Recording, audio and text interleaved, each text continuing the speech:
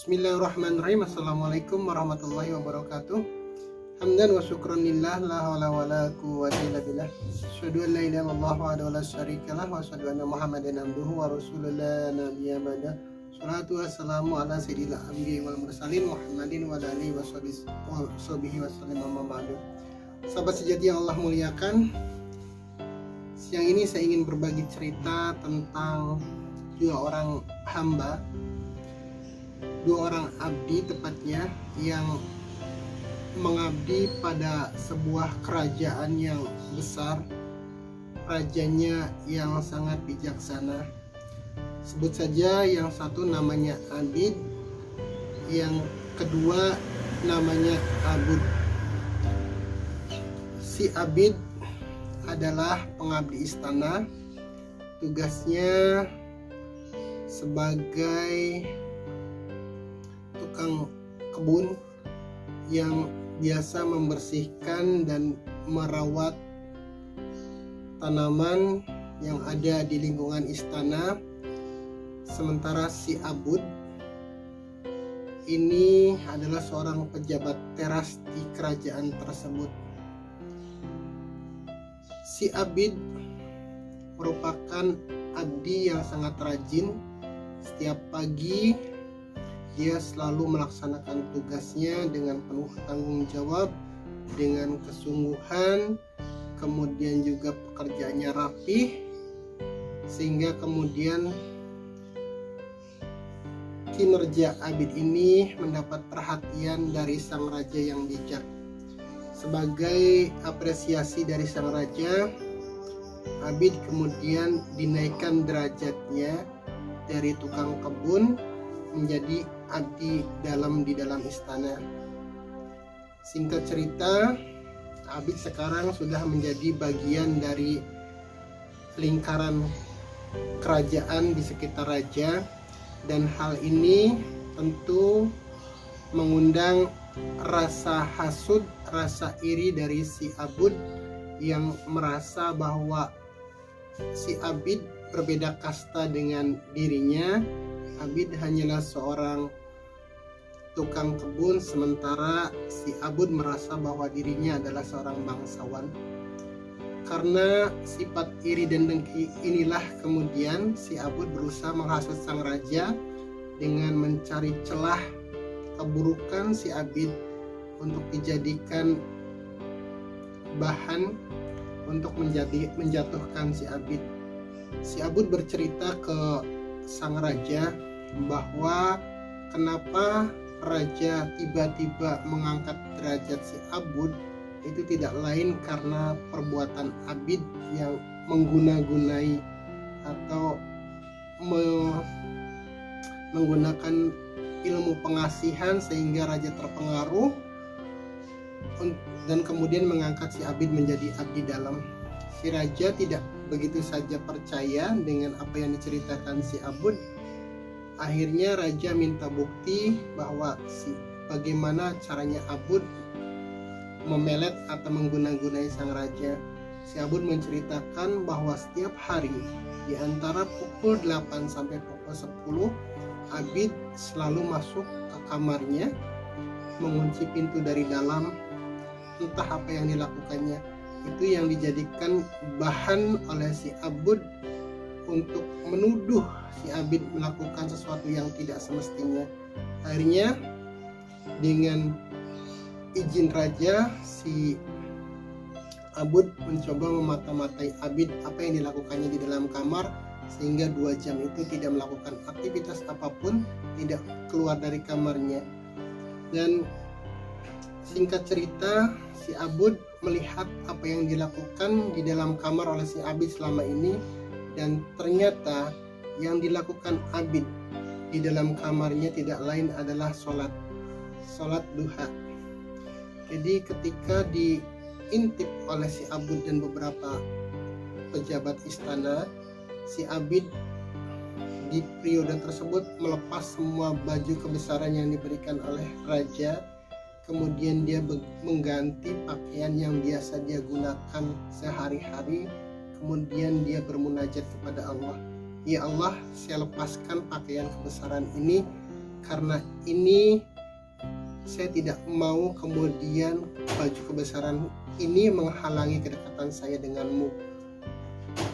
Saya hanya ingin menjadi abdimu tanpa terhalang oleh baju yang indah ini. Kemudian Abid melaksanakan sholat dan aktivitas ibadah lainnya kepada Allah. Dan ketika dilaporkan kepada sang raja apa yang dilakukan Abid, sang raja menjawab, itulah salah satu alasan kenapa saya mengangkat si Abid dari tukang kebun menjadi abdi dalam di sini. Si Abid itu tidak gila pangkat, tidak gila jabatan, tidak gila hormat. Dia tidak kemudian bangga dengan baju kebesarannya, tapi dia benar-benar seorang abdi. Akhirnya gagallah fitnah yang dicoba dikarang oleh si Abud. Tapi lagi dengan sifat dengkinya, Abud ingin mencari cara lain untuk menjatuhkan si Abid. Akhirnya dipanggillah si Abid ke dalam istana berbarengan dengan beberapa pejabat teras di istana, termasuk dengan si Abud, untuk menguji sejauh mana bakti dan pengabdian Abud kepada raja. Akhirnya ketika kemudian semua pejabat teras berkumpul termasuk Abud dan Abid, sang raja kemudian bertitah, wahai abdiku, seandainya aku berikan, atau bahkan aku berikan seluruh istana ini, seluruh isi yang ada di dalam istanaku ini, maka aku persilahkan kalian untuk memilih salah satu yang menurut kalian paling bagus yang kalian inginkan. Maka dengan serta-merta hampir semua pejabat teras yang ada di istana itu berebut semua harta, semua perhiasan yang ada di dalam istana. Ada yang mengambil emas, ada yang mengambil berlian, ada yang mengambil berbagai macam permadani dan lain sebagainya. Intinya atau singkatnya, semua hal yang materi yang ada di istana itu, yang di dalam istana tersebut sudah dimiliki, sudah dipegang oleh masing-masing pejabat teras kecuali si Abid.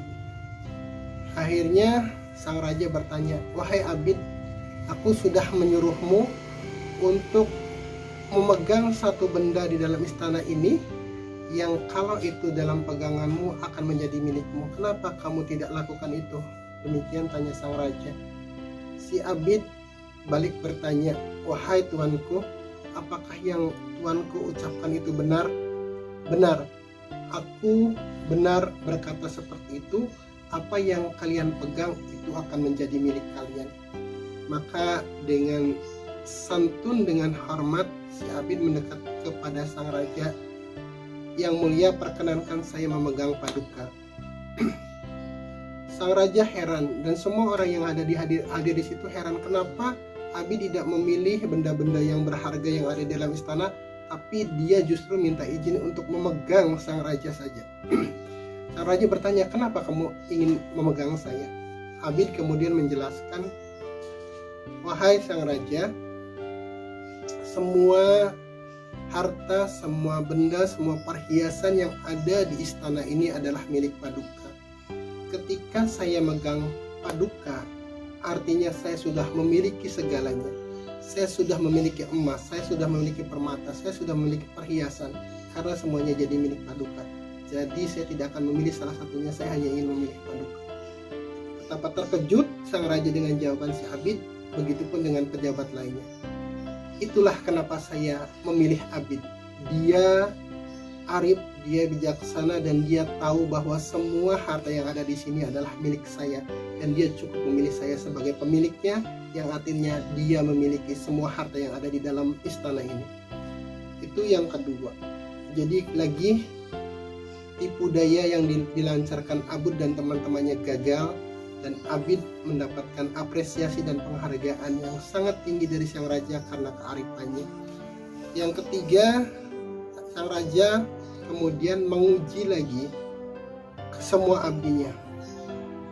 Wahai abdiku, Setelah tadi aku perintahkan kalian untuk memilih salah satunya, sekarang aku perintahkan kalian untuk menghancurkan yang apapun yang ada di depan kalian. Silakan kalian hancurkan semuanya. Di antara yang hadir, tidak ada yang berani bergerak karena dia takut. Kalau menghancurkan benda-benda yang ada di dalam istana itu, maka konsekuensinya akan dihukum. Tidak demikian dengan Abid. Begitu mendengar perintah sang raja, Abid segera saja mengambil palu godam, kemudian menghancurkan salah satu benda di istana itu yang ada di ruangan itu sehingga hancur berantakan. Si Abu dan teman-temannya tentu bangga, tentu bergembira karena mengira si Abid akan dihukum karena dia sudah menghancurkan benda yang ada di istana itu. Tapi ketika ditanya oleh sang raja, "Wahai Abid, kenapa kamu berani menghancurkan benda tersebut sementara orang lain tidak berani melakukannya?" "Wahai sang raja, mohon maaf. Tadi Paduka memerintahkan semua yang hadir di sini untuk menghancurkan benda apapun yang ada di sini. Maka saya hancurkan. Saya tidak melihat benda itu mahal, saya tidak melihat benda itu berharga, tapi saya menghargai titah Paduka." Lagi Abid menang karena dia tidak melihat apa yang diperintahkan, tapi dia melihat siapa yang memerintahkan. Jadi 3 tadi bahwa Abid tidak silau dengan pangkat dan jabatan. Abid lebih mencintai dan memilih sang pemilik harta kekayaan, dan Abid menjunjung tinggi apa yang dititahkan.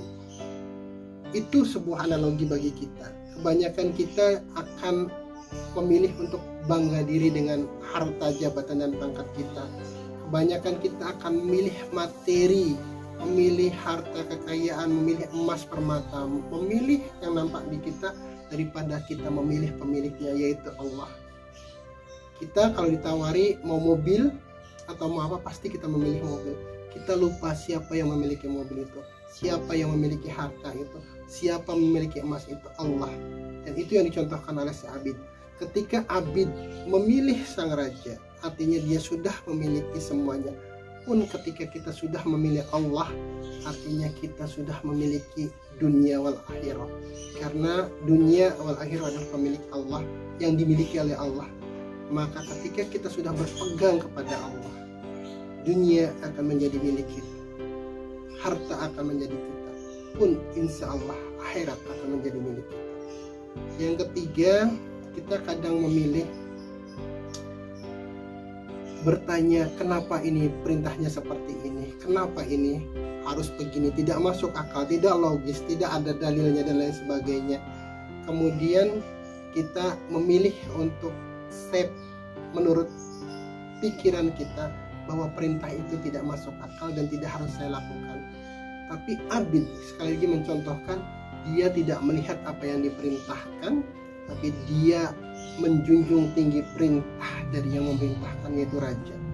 Pun kita ketika kita disuruh zakat, ketika kita suruh haji, ketika kita suruh berkorban, pasti kita berhitung, pasti kita memilih untung dan ruginya kalau kita melaksanakan perintah tersebut, tapi kita lupa siapa yang memerintahkan.